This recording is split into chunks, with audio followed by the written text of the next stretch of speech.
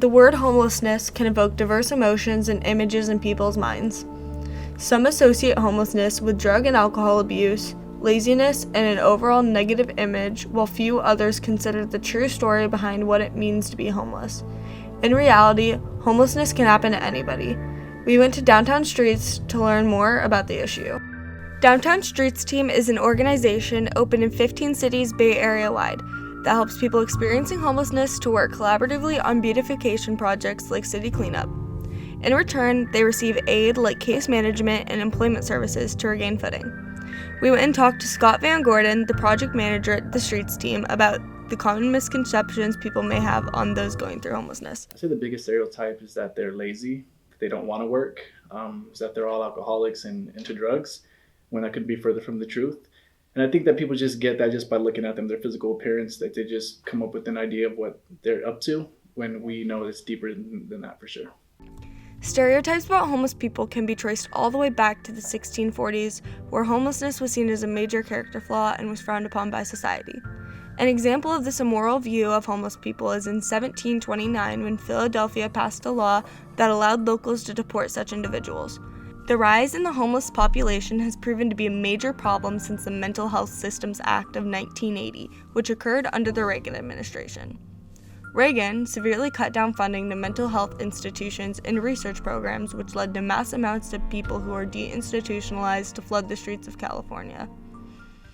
On that, let me share with you a letter I received today from a family that does have someone in the family who is mentally ill, and what they say about it. They say first they suffer through emptying and closing of hospitals.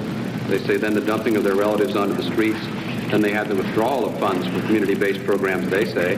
They say in Illinois, because of a withdrawal of $18 million Governor Thompson has cut from mental health programs, they're now faced with the stoppage of research.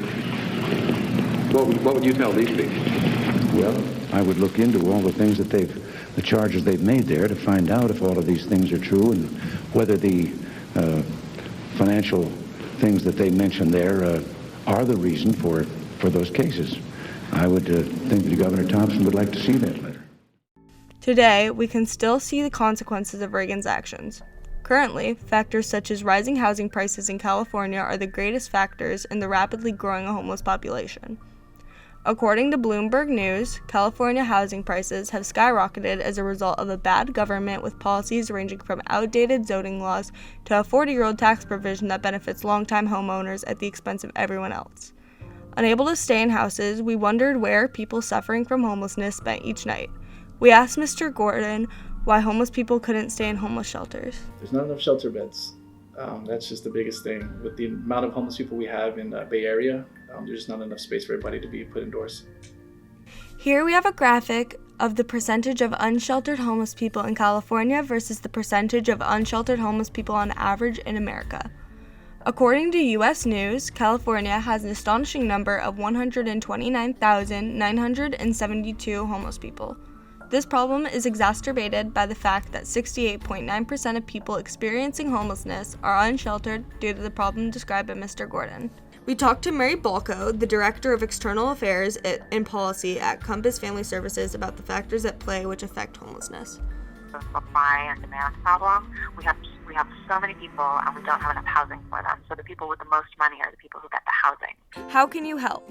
Donating and volunteering at organizations on the front lines of this battle, like Downtown Streets Team or Compass Family Services, helps out a lot. It's a joint effort for sure, but I think education is the number one thing. Education, a lot of people who end up on the streets, their education level is not as high. So I think keeping people in school, getting people graduated into college, maybe free college for some. This is a structural problem, and so it needs structural solutions. We need to create more housing, and we need to create specifically more affordable housing. Next time you see a homeless person on the streets, don't ignore them. Rather, give them a warm smile, because one smile can really go a long way.